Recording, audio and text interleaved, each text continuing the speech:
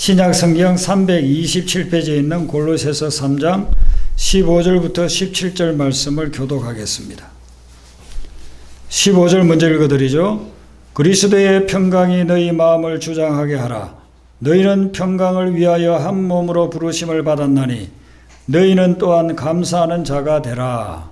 그리스도의 말씀이 너희 속에 공성이 거하여 모든 지혜로 일자하시며 변명하고 시와 찬송과 신령한 노래를 부르며 감사하는 마음으로 하나님을 찬양하고. 같이 읽습니다. 또 무엇을 하든지 말에나 일에나 다 주 예수의 이름으로 하고 그를 힘입어 하나님 아버지께 감사하라. 아멘.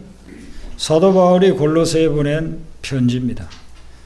근데 15절에 보면 그리스도의 평강이 너희 마음을 주장하게 하라고 했습니다. 세 번역에는 그리스도의 평화가 여러분의 마음을 지배하게 하십시오라고 했습니다. 마음은 우리 눈에 보이지 않습니다. 그런데 보이지 않는 마음이 우리의 보이는 삶을 지배합니다. 어떤 마음을 가지느냐에 따라서 우리의 삶이 달라지는 것입니다. 보이지 않는 마음이 우리의 삶을 행복한 삶과 불행한 삶으로 나눠 놓습니다. 어떤 마음을 가지느냐에 따라서 우리는 행복을 누릴 수도 있고 또 반대로 다른 마음을 가지게 되면 삶이 불행해질 수도 있습니다. 여러분의 마음을 한번 이렇게 점검을 해보세요. 지금 여러분들의 마음에 무엇이 가득 차 있습니까? 많은 사람들의 마음을 보면 근심, 걱정, 염려, 불안, 초도가 가득 차 있습니다. 또 어떤 사람들의 마음들을 보면 원망과 불평이 가득 차 있습니다. 그래서 입만 열면 그 마음속에 있는 원망이 나오고 불평이 나옵니다. 또 어떤 분은 그 마음속에 복수심이 가득 차 있습니다. 내가 여태까지 살아오면서 당했어. 그 사람이 나의 인생을 망쳤어. 그래서 그 사람에 대한 복수심이 그 마음에 가득 차 있습니다. 이런 마음들이 마음에 가득 차 있다고 한다면 그러면 우리는 절대로 행복해질 수가 없습니다. 이런 걱정과 근심과 불안과 원망과 복수심의 마음은 우리의 삶을 파멸로 몰고 가버리는 것입니다. 그래서 오늘 사도 바울은 우리에게 권고하기를 그리스도의 평강이 너희 마음을 주장하게 하라 그랬습니다. 사도 바울은 그의 서신에서 이런 말씀을 계속 강조하고 있습니다. 빌립보서 2장 5절에는 뭐라고 이야기합니까? 너희 안에 이 마음을 품으라. 이 마음을 품으라. 이 마음을 품으라는 거예요. 이 마음이 무슨 마음이에요? 곧 그리스도 예수의 마음이네 했습니다. 우리의 마음을 그리스도의 예수의 마음으로 품으라는 것입니다. 그래야만 우리에게 참된 기쁨과 참된 평강과 참된 행복이 오게 된다는 것입니다. 우리의 영혼과 삶이 살아날 수 있는 가능성은 우리의 마음에 그리스도의 마음을 품고 그리스도가 주시는 평강을 누릴 때에 가능하다는 것입니다. 내가 이 마음을 가지고 평안을 가져야 다른 사람들도 살릴 수가 있어요. 내 마음속에 예수 그리스도의 마음이 있고 내 마음속에 예수 그리스도의 평안이 있어야 나도 살 뿐만 아니라 내 주변에 있는 사람들도 살릴 수가 있어요. 내 주변에 있는 사람들이 나를 만나면 살아나는가 죽어가는가 우리가 한번 살펴봐야 됩니다. 나를 만난 사람들이 살아나야 되는데 살아나지를 못해요. 왜요? 내 마음속에 끊임없이 걱정, 근심, 불안이 가득 차고 원망, 불평이 가득 차 있고 그리고 적대감에 보복감에 가득 차 있으니까 그것이 나 자신도 망치고 주변 사람들도 그 영혼을 죽여간다는 것입니다. 그래서 하나님께서는 우리에게 너희들이 예수의 마음, 그리스도의 평강을 가져야만 된다. 그래야만 너희들도 살고 다른 사람들도 사는 것이다 했습니다. 그러면 어떻게 하면 주님의 마음을 가지고 그 평강의 마음을 가지고 우리가 늘 승리하면서 살아나는 그런 삶을 살 수 있을까요? 15절 하반절에 거기 말씀을 하고 있습니다. 너희는 평강을 위하여 한 몸으로 부르심을 받았나니 너희는 또한 감사하는 자가 되라 그렇게 이야기하고 있습니다. 우리가 감사할 때 그때 주님의 마음이 내 마음속에 주님의 평강이 내 마음속에 임하여서 먼저 내가 은혜 받고 변화되고 그리고 내가 만나는 많은 사람들에게 이런 평강을 주면서 그 심령들이 살아나게끔 그렇게 만들어 준다는 것입니다. 우리가 하나님을 믿기 때문에 생각해보면 감사할 것은 참 많습니다. 하나님이 나를 구원해 주신 것이 감사하고, 하나님이 나를 보호해 주시는 것이 감사하고, 하나님이 나의 삶을 인도해 주시는 것이 감사하고, 하나님이 나에게 필요한 것을 공급해 주시니까 감사하고, 궁극적으로는 영원한 생명을 우리에게 주셨으니 감사한 것입니다. 그래서 우리가 이 감사를 할 때에 누구에게 감사를 해야 되느냐 하면 17절에 보면 하나님 아버지께 감사하라 그렇게 이야기합니다. 하나님 아버지께 감사하라는 말씀은 하나님께만 감사하라는 그런 말이 아니에요. 또 하나님 아버지께 감사라는 것은 하나님 외에는 다른 데 대해서는 감사하지 말라는 게 아니에요. 하나님 아버지께 감사라는 이 말씀은 뭐냐면은 감사의 출발점을 하나님으로 삼으라는 것이에요. 감사의 출발점을 하나님을 생각하고 하나님에 대해서 감사를 해보라 이거예요. 그러면 그 다음에 다른 모든 것들도 감사하게 된다는 것입니다. 여러분, 우리가 주변 환경을 보면서 감사하려고 하면 내 감사의 출발점을 주변 환경, 내가 소유하고 있는 것, 내가 누려야 될 것, 이런 것에서 출발하려고 하면 감사가 안 될 때가 너무나 많아요. 병원에 검진하러 갔더니만 불치병입니다. 6개월 내에 죽을 겁니다. 이렇게 하면 누가 그게 감사가 되겠어요? 울고 불면 날리고 밤에 잠도 못 자고 그렇게 되겠죠? 열심히 일을 했는데, 수년 동안 열심히 일을 했는데 사업이 파산을 당했다. 그거 생각하면서 어떻게 누가 감사를 하겠어요? 5년 10년을 공무원 되겠다고 시험을 치고 준비를 해가지고 했는데 10번을 떨어졌다고 한다면 그것 때문에 어떻게 또 감사가 되겠습니까? 인간관계가 꼬여가지고 가족 간에도 원수같이 지내고 있다고 한다면 그것 때문에 어떻게 누가 감사를 하겠어요? 그런 것으로부터 출발하려고 하면 감사가 절대로 안 된다는 거예요. 그러니까 출발을 하나님으로부터 출발하라는 것입니다. 하나님을 생각하면 하나님이 나를 이 세상에 태어나게 해주셔서 감사하고, 하나님이 내 삶을 인도해 주시니 감사하고, 하나님이 나에게 구원을 주시고 영생을 약속해 주셨으니 감사하고, 하나님을 바라봐야 먼저 감사가 나온다는 거예요. 그래서 하나님께 감사하라, 하나님 아버지께 먼저 감사하라는 것입니다. 그렇게 될 때에 우리의 감사가 시작이 되는데, 우리가 고난을 겪을 때에 고난 그 자체에 대해서는 진짜 감사하기 어렵잖아요. 그런데 하나님을 바라보면 그 고난을 통해서 하나님이 하실 일을 우리가 기대하게 돼요. 그래서 고난을 통해서도 감사하게 된다는 것입니다. 지금 내가 당하고 있는 고난 자체는 진짜 감사하기 어려워요. 내가 병이 걸렸는데, 내가 파산을 당했는데, 내가 관계가 악화되었는데 어떻게 이걸 감사할 수 있겠냐 이거. 그런데 하나님을 딱 바라보면서 하나님 감사합니다. 하나님 이걸 통해서, 제가 병든 이것을 통해서, 제가 파산한 이 사건을 통해서, 나의 꼬이고 뒤틀린 이 인간관계를 통해서 하나님께서 무엇을 하시려고 합니까? 하나님이 하실 일이 무엇입니까? 이것을 생각하면 하나님께 감사가 된다는 거예요. 여러분, 광야 생활을 누가 감사하겠습니까? 먹을 것도 없고, 잘 때도 마땅치 않고, 마실 물도 없는, 그리고 온갖 해충들이 날라오고, 낮에는 엄청나게 덥고 밤에는 엄청나게 춥고, 그 광야 생활을 누가 감사하겠어요? 그런데 모세는 감사했어요. 왜요? 이 광야를 통과하고 난 후에는 하나님께서 약속의 땅으로 우리를 들어가게 하실 것이기 때문에, 젖과 꿀이 흐르는 땅으로 우리를 들어가게 하실 것이기 때문에, 그래서 광야 생활도 감사하는 것입니다. 여러분, 십자가 지는 것을 누가 감사하겠습니까? 엄청난 고난인데, 엄청난 고통인데 십자가를 왜 감사하겠어요?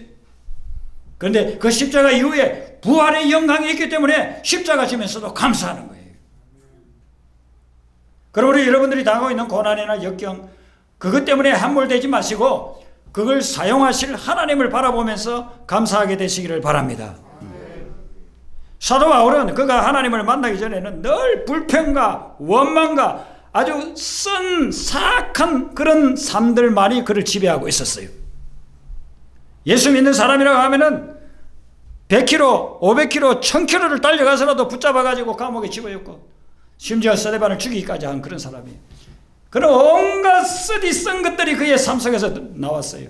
입을 열었다 하면은 원망하고 비판하고 비방하고 불평하는 그런 것들이 나왔어요. 그런데 그가 다메섹 도상에서 예수님을 만나고 난 후에, 그리고 그가 기도하는 중에 세 번째 하늘, 영적 세계를 체험하고 난 후에 그의 생각과 그의 삶과 그의 마음은 완전히 바뀌었어요. 그에게 고난이 없습니까? 그에게 무슨 환난이 없습니까? 오히려 예수님 믿고 난 후에 더 고난은 있고 박해를 받고 환난이 있습니다. 예수님 전가하다가 두들겨 맞고 감옥에 들어가고 죽음의 위협을 당하고 그럽니다. 그런데도 불구하고 그는 감옥에 들어가서 기도하고 찬양하면서 하나님께 감사를 드립니다. 어떻게 해서 그럴까요?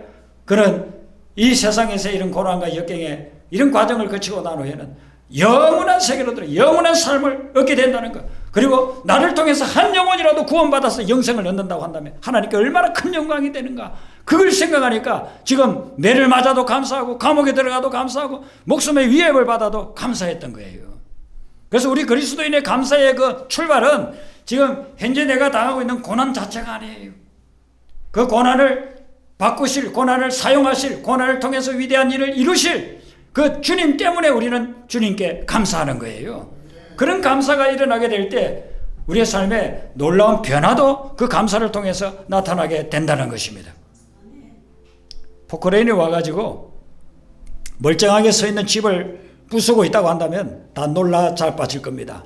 가가지고 그 기사에게 그 포크레인을 왜 이렇게 끌고 와가지고 멀쩡한 집을 무너뜨리느냐고 그렇게 막 항의할 거예요. 근데 포크레인이 와서 자기 집을 허물고 있는데도 오히려 웃으면서 좋아하는 사람이 있어요. 왜 그러냐면 그 사람은 이 집이 오래된 집이라 그걸 허물고 거기에다가 새 집을 지을 계획을 가지고 있기 때문에 그런 것입니다. 그래서 포크레인이 와서 자기 집을 허무는데도 불구하고 좋아하고 있는 거예요. 여기도 허무시고 저기도 허무시고 빨리빨리 허무세요. 이걸 빨리 허물어야 여기에 이제 새 집을 지을 거니까. 하나님이 우리에게 고난을 주실 때 나의 그릇된 구습을 다 무너뜨리려고 그렇게 고난을 주실 때가 있습니다. 나의 잘못된 삶의 모든 스타일들을 다 무너뜨리려고 고난을 주실 때가 있습니다. 그래서 우리가 고난을 당할 때 하나님 이걸 통해서 저를 새롭게 변화시킬 그걸 보면서 하나님 감사합니다. 하나님 감사합니다. 우리는 감사할 수가 있다는 것이죠. 그리고 이 추수감사절을 매년 지키는데요, 성경에서 추수감사절이 유래하고 있습니다. 맥추절이나 이 오순절 같은 절기지만 또 수장절, 장막절 이런 절기들에서 출발이 되는데 근현대사에 있어서 추수감사절의 유래는 퓨리탄, 청교도들로부터 출발을 하잖아요.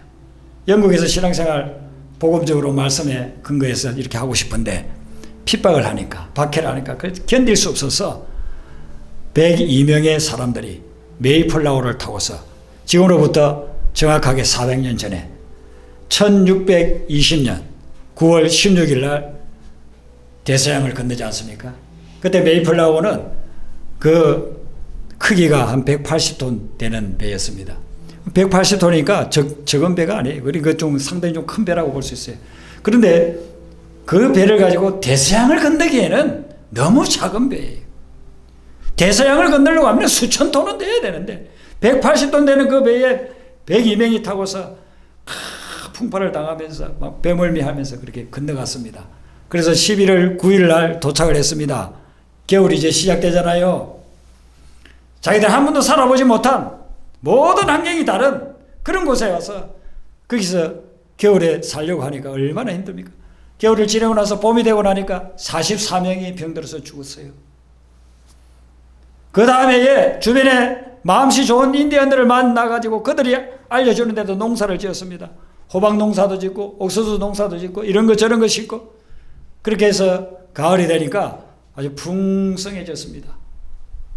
인디언들을 초청해서 한 해 동안 작물을 이렇게 풍성하게 주신 하나님께 감사 예배를 드렸습니다. 그게 올해로 치면은 정확하게 400년 전 1621년 10월이었잖아요. 저는 코로나 바이러스 사태를 이렇게 지내면서 이 퓨리탄들이 처음 가졌던 추수감사절하고 올해 추수감사절이 너무나도 유사하다는 걸 느끼게 됩니다. 그들이 목숨 걸고 신앙을 위해서, 믿음을 위해서 우리 함채희 집사님이 조금 전에 간증해 주신 대로 그 난민들이 정말 목숨을 위협하는 그런 상황 속에서 예수님을 만난 거예요. 예수님을 만나서 예수님을 믿는 예배하는 그것을 사모하면서 자기 동족들에게 다시 가서 자기들이 살겠다고 도망 나왔던 그곳에 다시 가서 이제는 선교사로 가가지고 목숨 걸고 복음을 전하겠다고 하는 그 사람들처럼 이 사람들은 신앙을 위해서, 믿음을 위해서 고향 산천을 떠나서 목숨 걸고 대서양을 걷는 거예요. 그리고 1년 동안 수많은 사람들이 죽어갔지만 살아남은 사람들은 하나님께 감사를 드렸는데 코로나 바이러스로 인해서 얼마나 많은 삶이 비폐해졌습니까? 그런 가운데서 우리가 지금 추수감사 예배를 드립니다. 하나님을 모르는 사람, 하나님을 믿지 않는 사람들은 무슨 감사냐, 불평원망해도 모자라는데 무슨 감사냐 할지 모르지만은 우리는 이런 가운데서 그래도 하나님이 지켜주시고 인도해 주시고 보호해 주신 것, 그래서 우리는 또 하나님께 그것으로 인해서 감사를 드리는 거죠. 제가 추수감사절을 대하면서 쭉 지난 2년 동안 이렇게 해고를 해봤습니다. 2월 달부터 코로나 바이러스가 이야기가 들려왔잖아요. 그러면서 3월 달부터 막 확산되는 것들이 매일 그냥 매스컴에 나오고 그렇게 하지 않았습니까? 그때 제가 하나님 앞에 기도를 했어요. 하나님, 이 코로나 바이러스가 우리가 한 번도 경험해 보지 못한 이 세계적인 팬데믹인데 어떻게 여기서 살아남고 어떻게 우리는 신앙생활하고 또 저는 어떻게 목회를 해야 됩니까? 그렇게 이제 기도를 하는데 하나님께서 제 마음속에 이렇게 떠오르게 한 말씀이 있었어요. 그 말씀이 열왕기상 17장 말씀, 우리가 너무나도 잘 아는 엘리야에 관한 말씀이었어요. 엘리야가 3년 6개월 동안 가뭄이 오게 되는데 그때 하나님께서 엘리야에게 너는 그리 시내로 가라. 거기서 시내 물을 마시고 내가 까마귀를 보내줄 테니까 까마귀를 통해서 떡과 고기를 먹어라. 3년 6개월 동안 가뭄, 우리나라도 단군 이래도 3년 6개월 동안 가뭄이 있은 적은 없었습니다. 그러니까 역사상 없는 가뭄이 3년 6개월 동안 비가 안 내리는 정도가 아니고 이슬도 내리지 않는 그런 가뭄인데 그때 하나님이 엘리야에게 너는 그리 시냇가로 가라. 거기서 내가 너를 마시게 하고 먹여 줄 거다. 그 코로나 바이러스를 당하면서 그 약속의 말씀을 저는 붙잡았습니다. 알겠습니다, 주님. 저도 엘리야처럼 하나님께 모든 것을 전적으로 주님께 맡기고 전폭적으로 주님만을 의지하겠습니다. 주님이 인도하는 대로만 가겠습니다. 하나님께서 지금 2년이 지난 지금은 어떻습니까? 하나님께서 이 약속의 말씀대로 엘리야를 먹이듯이 저희들을 먹여주시고 엘리야를 인도하듯이 우리를 인도해 주셨습니다. 그래서 저는 이렇게 2년 가까운 기간 동안에 코로나 바이러스 기간 동안에 하나님께서 어떻게 인도해 주셨는가, 어떻게 우리를 이끌어 주셨는가, 이런 것들을 쭉 한번 제가 리스트를 한번 작성을 해봤어요. 교회를 개척하고 나면 전도를 안 할 수가 없잖아요. 그래서 저희들이 6년 전에 여기를 개척하고 난 후에 우리 권사님 주사님들이 매주마다 요 주변에 전도했어요. 그렇게 전도를 몇 년 동안을 했는데도 너무 이 지역이 완악해서 예수님 믿겠다고 하는 사람이 별로 없었어요. 예수님 믿겠다고 왔던 사람들도 또 조금 지내다가 나오지를 않고. 근데 이제 코로나 바이러스가 됐으니까 사람을 만날 수도 없고 전도도 할 수가 없으니까 이제는 모든 걸 다 내려놓고 아무도 안 오리라 생각하고, 또 초창기에 그랬잖아요. 모르는 사람이 오면 돌려보내라고. 왜냐면 그 사람이 그때는 신천지 때문에 뭐 여러 가지 뭐 너무나도 많은 문제가 발생했으니까 모르는 사람이 오면 돌려보내라고 그랬어요. 예배 드릴 때도. 그런데 그 기간 동안에 하나님께서 새로운 영혼들을 저희 교회에 보내주셨어요. 우리가 전도한 게 아니고 그분들이 직접 발로 찾아오셨어요. 오늘 여기에 지금 예배 드리고 계시죠. 생각지도 않은 분들을 하나님이 보내주셨고, 그리고 저희들이 이렇게 예배를 드릴 수가 없고 비대면으로 예배를 드려야 되고 이런 상황이 되니까 기도하는데 하나님께서 묵상집을 만들어라. 그래서 만나지 못해도 매일 그 묵상집을 가지고 말씀 묵상하게 하고 비대면으로 나누게 하라. 그래서 묵상집을 만들었습니다. 그 묵상집을 만들어서 지금 이제 한 1년 넘게 매월 만들고 있지 않습니까? 근데 그 묵상집을 가지고 우리가 같이 나누면서 우리 성도님들이 말씀을 새롭게 체험하고 은혜를 나누고, 그리고 어떤 분은 이야기합니다. 코로나 바이러스 기간 동안을 통해서 하나님을 새롭게 만났다고 그래요. 예. 코로나 바이러스 이 사태 기간 동안에 나는 하나님을 새롭게 만났다고 그렇게 고백하는 분도 계시. 그리고 이 묵상집을 가지고 또 전도를 하죠. 전도를 해서 예수님 영접하게 하고 영접 기도까지 시키고 한 사람이 10몇 명 된다고 그래요. 하나님께서 이 묵상집을 통해서 놀라운 생명구원의 역사를 이어 나가고, 이 코로나 이 사태가 아니었다고 한다면 일어날 수 없는 그런 일들을 하나님이 하고 계시다는 거예요. 그리고 제 개인적으로는요, 코로나 사태가 일어나기 전에는 사람들 마음대로 만났으니까 뭐 사람들 만나고 또 이렇게 뭐 배우자 감독 만날 수 있고 이렇게 한데 코로나 바이러스가 이렇게 창궐하고 있으니까 어떻게 만나요? 근데 제 딸이 코로나 바이러스 기간 동안에 배우자를 만나서 결혼을 하게 된 거예요. 하나님께서 그것을 하신 거란 말이죠. 제가 이 오아시스 교회를 개척할 때는 하나님이 주신 사명이 교회를 개척하는 교회를 세우라고 그런 사명을 받았습니다. 근데 이제 초창기에 중국 동포 교회를 하나 개척했는데 그 이후로는요, 우리 한인들, 우리 한국 사람들 교회를 개척을 못하고 있었어요. 근데 코로나가 창궐하고 난 후에 김웅 집사님 통해서 그분이 신학에 해가지고 전도사님이 되고, 그리고는 하나님이 놀랍게 교회를 새롭게 개척하게 해주셨어요. 우리는 이렇게 그 세어져서 이렇게 좁은 공간에서 예배 드리고 있지만, 거기는요, 땅이 500평에, 건물이 150평에, 우리보다 10배, 100배 나은 그런 교회를 하나님이 개척하게끔 해주신 거예요. 그 교회를 위해서 저는 매일 새벽마다 기도하고 있습니다. 이렇게 들려오는 간증을 들으면 하나님이 놀라운 일을 하시는 거예요. 그 회사에 이사 한 분이 있는데 20대 초반까지 교회 나가고 찬양팀도 하고 그러던 분이 대학 들어가면서 하나님을 완전히 떠나버린 거예요. 그리고 30여 년 동안 하나님 없이 살아왔어요. 근데 자기가 다니는 직장에 교회가 세워진다는 말을 듣고 이분이 하나님의 음성을 들은 거예요. 내가 이 교회에 나오겠습니다. 월요일부터 금요일까지 거기서 일하고 주일 되면은요, 거길 다시 온다는 거예요. 찬양팀도 했기 때문에 반주를 한다는 겁니다. 그래서 30년 동안 안 했으니까 하려고 하니까 잘 안 되잖아요. 인터넷에서 찬양을 다운로드 받아가지고요, 집에서 회사까지 1시간이 걸리는데 매일 출퇴근마다 그걸 찬양을 듣는다는 겁니다. 그러면서 은혜를 받고 주일날에 와가지고 반주하고 준의 경제는 거기에서 싱으로 리드하고, 그런데 그 찬양이 너무 은혜롭다는 겁니다.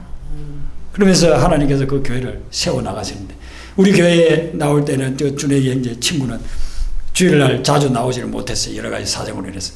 근데 지금 개척해가지고 그 교회에서는 매주 출석하고 그렇게 열심히 헌신된 일꾼으로 사역을 한다는 겁니다. 하나님께서 코로나 바이러스가 아니었으면 이루지 못할 그런 일들을 이런 고난과 역경의 기간에 하나님만이 하실 수 있는 일로서 이루어가고 계시다는 거죠. 하나님께서 하시는 일.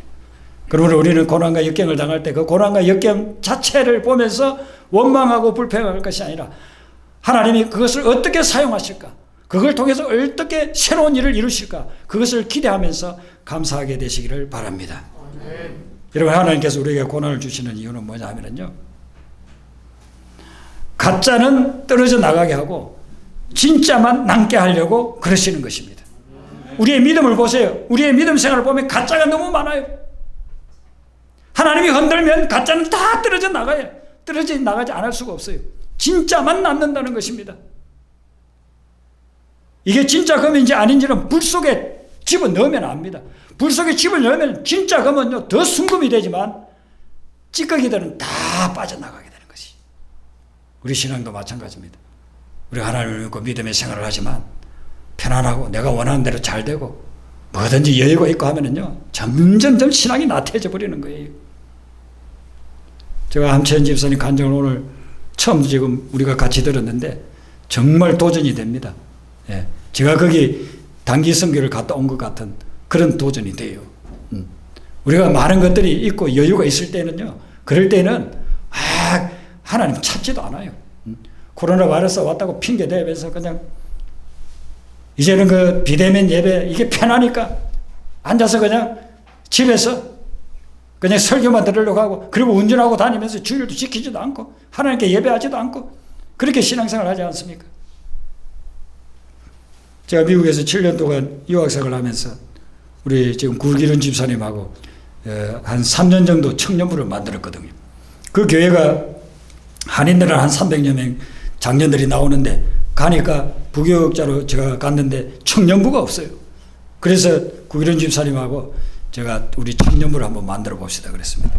그래서 청년 한 명이 있었는데 그 한 명은 회장으로 세우고, 혼자밖에 없어요. 회장으로 세우고, 우리 집사님은 목회자가 아니니까 간사라고 했어요. 간사, 청년부 간사라고 하고, 제가 이제 청년부 담당 목회자.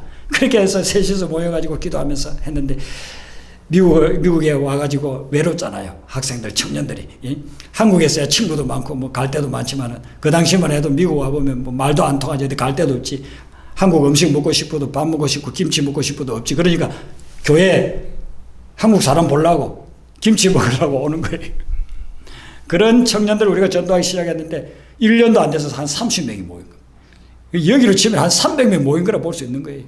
그렇게 셋이서 시작한 교회가 나중에는 30명, 그리고 그 남가주의 청년들, 방황하는 청년들을 위해서 우리가 같이 헌금해가지고 한국에서 강사를 모셔와서 부흥회를 했다. 이거 청년들 대상으로. 부흥회를 했는데 수백 명이 모였어요. 그런 사역들을 했어요. 그래서 저는 구기론 집사님을 보면은요, 목회자 이상이라고 봐요. 정말 목회자 이상이라고. 그렇게 사역을 감당하는데, 이제 그런 유학생들이요, 미국에서는 갈 데 없으니까 교회 와가지고 열심히 하나님 믿는 척 하다가 한국에 오면은요, 교회도 안 다니는 그런 친구들이 있어요. 그러니까 우리가 고난이 없으면 너무 편해가지고 하나님을 떠나는 거예요. 난민들이 얼마나 고통스럽습니까? 언제 죽을지 모르는 그런 상황이에요. 그런데 그 가운데서 하나님을 만났는데 편안한 우리보다 10배, 20배 더 열심히 믿음 생활하고 신앙생활을 하고 있다는 것입니다. 그러므로 우리가 고난을 당할 때 이 고난을 통해서 하나님이 하실 일을 바라보면서 감사하고 또 감사해야 될 줄로 믿습니다. 하나님께 감사하시고 하나님이 하실 일에 대해서 감사하시고 모든 일에 감사하여서 하나님이 주시는 그 마음의 평안을 누리면서 나를 만나는 모든 사람들을 복음으로 변화시키는 그런 인생 되시기를 주님의 이름으로 축원합니다.